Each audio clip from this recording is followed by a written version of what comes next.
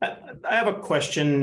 So one thing that I've heard from a couple professionals related to the water sector and risk associated with the water sector is to take an approach of just not having OT devices on the network or connected to the internet at all. Just basically saying that's the only way to really be secure, and even in some cases, even be able to have a public water system be eligible to get cybersecurity and ransomware insurance. Any thoughts about that approach?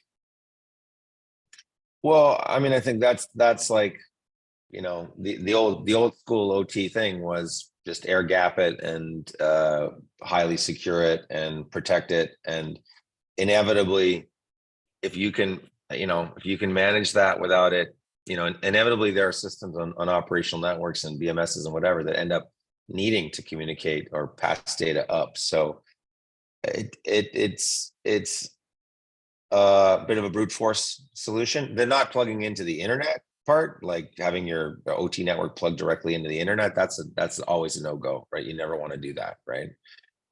If you are going to have to do that, it needs to go through, like we say, defense in depth, a number of layers so that there's like very tightly controlled what data gets in and out. But this has been a problem, right? Inevitably at the far remote station, somebody wants to have internet access.